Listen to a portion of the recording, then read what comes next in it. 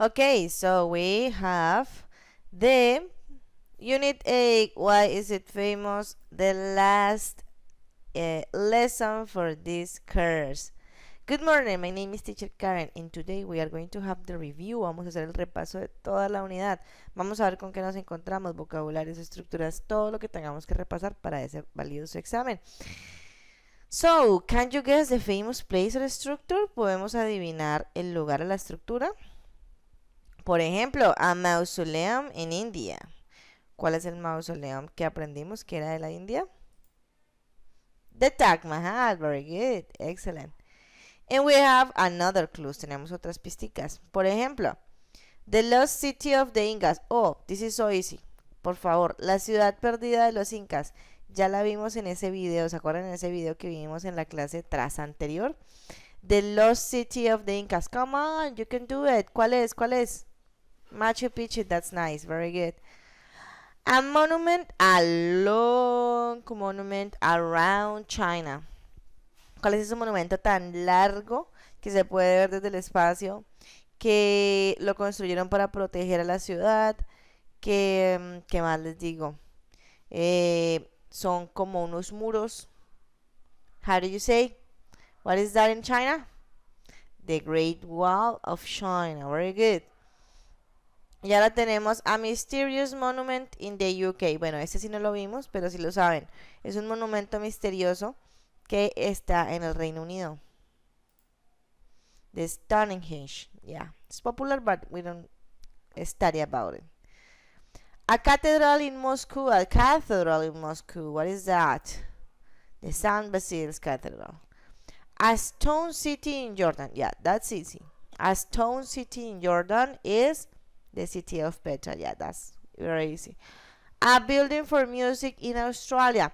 Remember, we don't study so much, but we work on it in the last class. So it was popular because the design was awesome, and it's like a house for music. So it's in Australia. It's very amazing.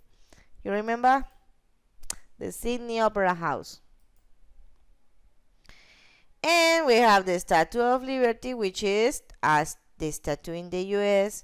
The Big Ben, which is the bell in the clock tower. The Pyramid of Kukulkan is a pyramid in Mexico.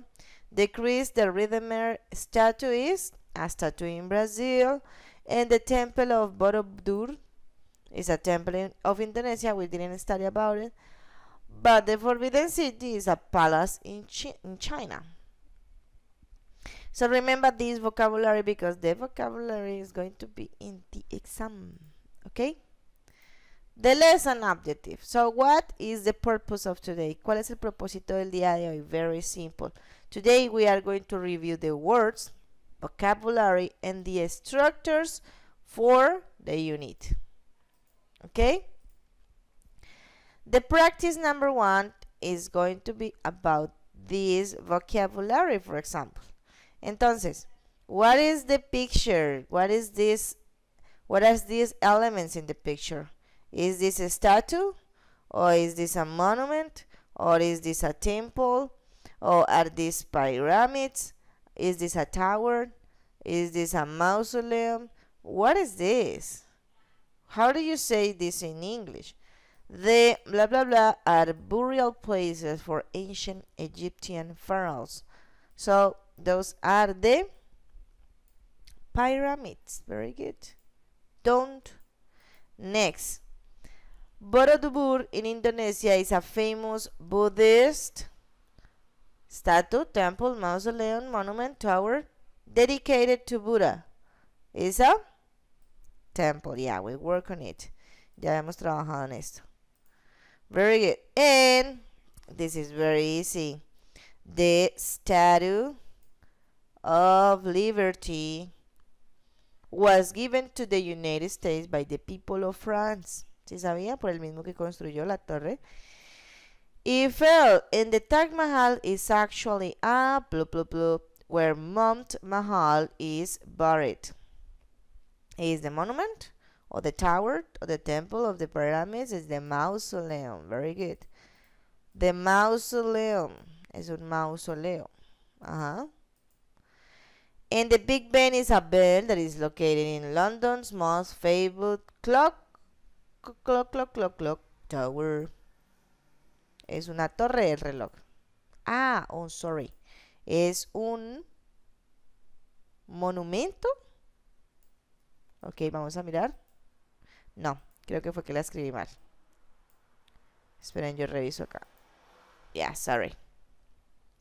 En the Stonehenge, ese no lo practicamos o no lo estudiamos mucho, pero él es muy famoso, ¿sí? Es muy famoso porque son unas piedras que ustedes pueden ver ahí, que tienen como muchas teorías, ¿sí? De su aparición. Entonces, se vuelven famosas en ese sentido. So, I think those are monuments, statue, mausoleum, pyramids, temple, and tower. Very good. Tenemos los distintos landmarks. Estos objetos, monument, statues, mausoleum, pyramids, temple, tower, todos esos, recuerden que se llaman, a ver, se llaman landmarks. ¿Ok? Que son como puntos de referencia, puntos o monumentos históricos, you know? Very good. En the practice number 2, en the practice number 3, esas dos van a ser en la plataforma, ya les voy a mostrar dónde, y vamos a hacer la práctica número 4. Recuerden que estuvimos trabajando el that y el who, que son básicamente los relative clauses. Recuerden que con este juntamos ideas sobre personas y que con este conectamos ideas sobre objetos. ¿Ok?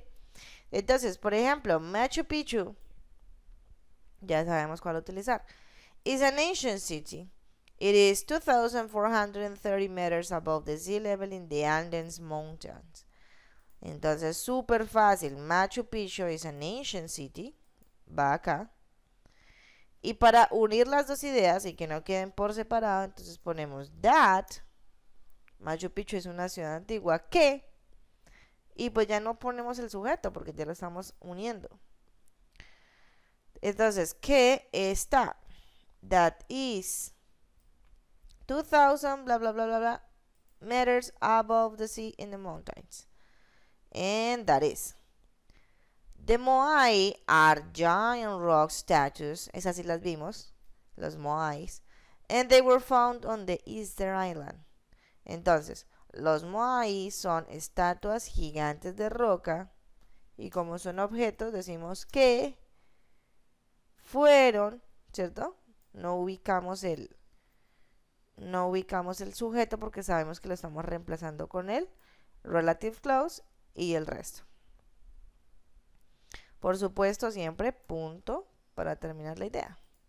Y acá tenemos Chris the Redeemer is a famous statue, ¿cierto? Y luego no ponemos el sujeto, sino que saltamos al siguiente para unir la idea.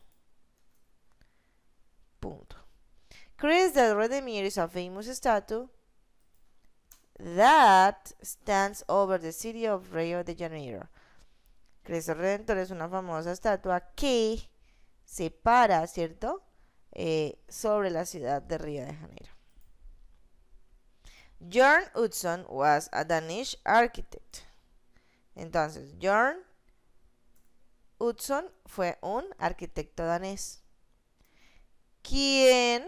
Porque como es persona, ¿quién diseñó The Sydney Opera House? ¿Quién diseñó? ¿Cierto? Ya no ponemos él, porque ya lo estamos uniendo, estamos juntando las dos ideas, para eso son los relative clauses, y ponemos el resto. The Great Sphinx is a monument. Es un monumento. It has remained a mystery of the day. Entonces, quien ha permanecido como un misterio hasta el día de hoy, no ponemos sujeto, pero lo unimos con el that porque pues es un objeto, ¿cierto? The Great Sphinx is a monument that has remained a mystery to this day. ¿Listo? Y aquí tenemos los relative clauses. ¿Ok? Ese es un tema que va a aparecer en la evaluación, por supuesto. Y tenemos un tema que aquí no nos aparece en práctica, pero que a ustedes sí les va a aparecer en la práctica del review en alguno de esos 3 ejercicios. Y por supuesto es el uso de la voz pasiva. Recuerden que tenemos active voice y tenemos passive voice. Muy rápidamente hago el repaso. En la active voice tenemos siempre sujeto, verbo, complemento. Entonces, supongamos que tenemos, a ver, mi mamá, el sujeto sería mi mamá lava, ¿cierto? Mi mamá lava. A ver, ¿qué lava mi mamá? Su carro. Mi mamá lava su carro, ¿cierto? Sujeto, verbo, complemento, esa es la voz activa que siempre hemos utilizado. Nada cambia, es lo mismo de siempre. Pero en la voz pasiva, por el contrario, tenemos que se intercalan, ¿cierto? Se intercambian de posiciones los sujetos y el complemento. Entonces el complemento pasa aquí al inicio, el verbo se mantiene y el sujeto pasa al final, o sea, se contraponen. Pero aquí aparece nuestro sujeto, perdón, nuestro verbo to be. Ese verbo to be, dependiendo de si es presente o de si es pasado, se ubica con am, is, are, y se ubica con was y were, ¿cierto? Am, is, are y was y were. Entonces, si cambiamos, porque tenemos que identificar el tiempo de la voz activa que estamos cambiando. Recuerden, la voz activa y la voz pasiva conservan el mismo mensaje. La diferencia es que aquí lo más importante es el autor, aquí lo más importante es el hecho de ese autor. Mi mamá es lo más importante en esta frase, pero aquí lo más importante va a ser eso a lo que ella afecta. En este caso, si ponemos el complemento, que sería el objeto de la oración, entonces diríamos su carro, ¿cierto? Aquí ponemos el complemento. Luego el verbo to be. Esta oración, mi mamá lava el carro, está en presente. Por lo tanto, tengo que buscar el presente, el verbo to be en presente.